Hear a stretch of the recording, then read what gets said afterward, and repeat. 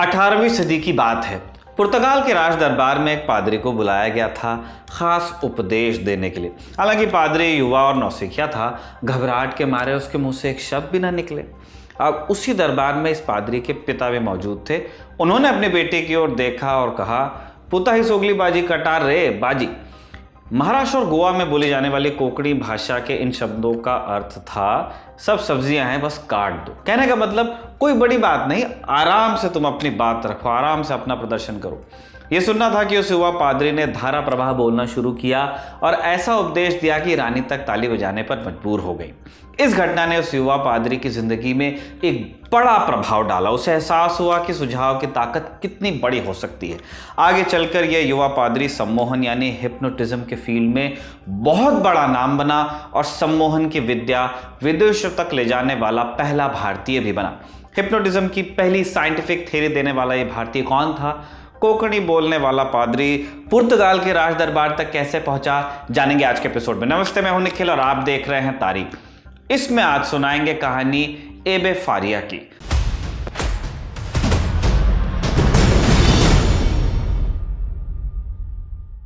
कहानी शुरू होती है 18वीं सदी के गोवा से। गोवा पर पुर्तगालियों के शासन की शुरुआत हुई साल 1510 में, जब अल्फोंसो डी अल्बुकर्की नाम के एक पुर्तगाली गवर्नर ने बीजापुर की आदिल शाही से गोवा को जीता। इसके लगभग 270 साल बाद पहली बार गोवा की आज़ादी की पहली कोशिशें हुई। इस घटना को पिंटो कॉन्स्पिरेसी के नाम से जाना जाता है। कंडोलिम के एक गांव में पिंटो परिवार रहता था। इस परिवार के लोग पादरी नियुक्त होते थे, संस्कार चला रहा था उनका। लेकिन पुर्तगालियों के शासन में इन्हें भेदभावों का सामना करना पड़ता था। चर्च के ऊंचे पदों पर स्थानीय लोगों के बजाय पुर्तगालियों और यूरोपियन लोगों को तरजीह दी जाती थी। पिंटो परिवार ने इसके खिलाफ आवाज उठाई कि भाई ईसाई तो हम भी हैं। लेकिन जब इनकी सुनी नहीं गई तो पिंटो परिवार ने मैसूर के टीपू सुल्तान से हाथ मिलाया।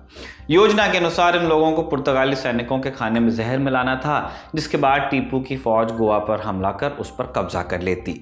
लेकिन योजना शुरू होने से पहले फेल हो गई। पिंटो परिवार ने दरअसल एक स्थानीय बेकर से सेना की ब्रेड में जहर मिलाने को कहा, लेकिन उसने पुर्तगालियों के सामने इस षड्यंत्र का भांडा फोड़ दिया। पुर्तगालियों ने नजीर पेश करने के लिए 15 लोगों को सरेआम मौत की सजा दी। पिंटो कॉन्स्पिरेसी केस में बहुत से लोगों को जेल में भी डाला गया। इनमें से एक नाम था कैटानो फारिया का। पर्यटकों में मशहूर कंडोलम बीच के पास उनका घर होता था। उनके बेटे का नाम था होसे फारिया। होसे जब 15 साल का था, पिता उसे पुर्तगाल की राजधानी लिस्बन ले गए ताकि वहां वो एक बेहतर जिंदगी गुजार सकें। लिस्बन से पिता और बेटे ने रोम की यात्रा की और वहां कुछ साल गुजारे। यहाँ रहते हुए दोनों ने थियोलॉजी में डॉक्टरेट की डिग्री ली और दोनों बन गए पादरी। होसे फारिया बोलने में माहिर थे। चर्च में उनके दिए उपदेश लोगों को मोहित कर देते थे। जब यह खबर पुर्तगाली राज दरबार में पहुंची, पुर्तगाल की रानी ने होसे फारिया को राज दरबार में आने का न्योता दिया कि भाई कौन है, गोवा से आया है, सुनते हैं इसको। यही उपदेश देते हुए होसे फारिया के साथ वो घटना हुई जिसकी चर्चा हमने शुरू में की, जब पिता ने कहा कोंकणी में कि यार ये बच्चे हैं, इनको ऐसे निपटा। पुर्तगाल में नाम कमाने के बाद होसे और उनके पिता भारत आए, लेकिन यहाँ गोवा में पिंटो कॉन्स्पिरेसी केस में कैटानो फारिया फंसे थे। उन्हें जेल में डाल दिया गया। बेटे को बचाने के लिए कैटानो फारिया ने होसे को फ्रांस भेजा और ये बात है 1787 की। अब जब होसे फारिया पेरिस पहुंचे, वहां फ्रेंच क्रांति जोर पकड़ रही थी। होसे फारिया ने इस क्रांति में बढ़ चढ़ के हिस्सा लिया और इस दौरान उन्हें नाम मिला एबे फारिया। अब एबे का मतलब क्या? एबे का मतलब पादरी। फ्रेंच क्रांति में हिस्सा लेने के चलते 1797 में उन्हें पकड़कर जेल में डाल दिया गया। एबे फारिया को जिस जेल में डाला गया उसका नाम था शैटो डिफ। समंदर के बीचों बीच आइलैंड पर बना ये मशहूर किला तब जेल हुआ करता था। शैटो सुन के हमको लगता है कितनी सुंदर जगह होगी, जेल का नाम था और इसे फ्रांस की सबसे बदनाम जेलों में से उस जमाने में माना जाता था। शैटो डिफ में सॉलिटरी कन्फाइनमेंट यानी एकांत कारावास में रहते हुए गुजारे इन्होंने। अकेलेपन के बारे में आधुनिक रिसर्च कहती है कि ये 15 सिगरेट रोजाना लेने के बराबर खतरनाक है। अत्यधिक एकांतवास मानसिक अवसाद में भी पहुंचा सकता है। इससे बचने के लिए जेल में एबे फारिया ने सम्मोहन का सहारा लिया। उन्हें याद रहा कि एक बार पिता के एक सजेशन ने उनके अंदर का डर खत्म कर दिया। क्या ये सजेशन खुद पर भी काम करता है? कारावास में रहते हुए एबे फारिया ने इस आइडिया पर खूब सोचा और हिप्नोटिज्म की एक नई थ्योरी डेवलप की।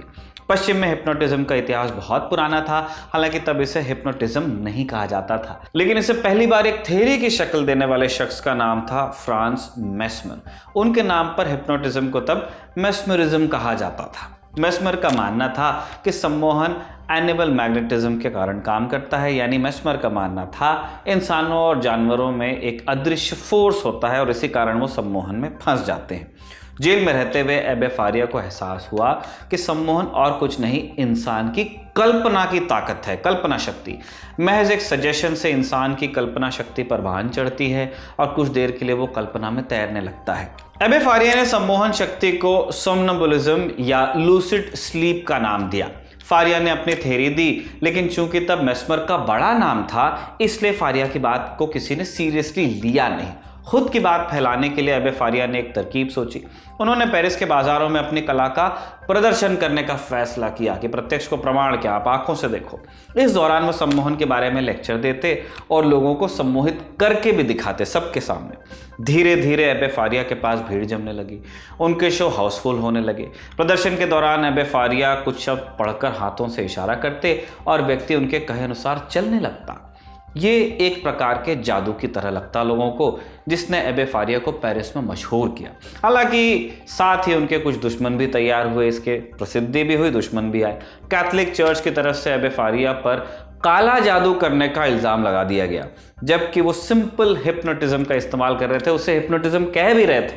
आगे चलकर हिप्नोटिज्म का इस्तेमाल मेडिकल साइंस में भी हुआ, लेकिन एबे फारिया को इसकी कीमत उठानी पड़ी, चुकानी पड़ी। चर्च ने उनके प्रदर्शनों पर बैन लगाया, हालांकि इसके बाद भी वो अपना काम करते रहे। एबे फारिया ने किताब भी लिखी on the cause of lucid sleep in the study of the nature of man, जो हिप्नोटिज्म पर लिखी गई पहली विज्ञान सम्मत किताब थी। साइंटिफिक तरीके से उन्होंने एस्टैब्लिश किया या उस पर बात रखी। आज भी एबे फारिया को हिप्नोटिज्म के फील्ड का पुरोधा माना जाता है। स्लमडॉग मिलियनेयर का आखिरी सवाल आपको याद होगा, थ्री मस्किटियर्स में तीसरा कौन था?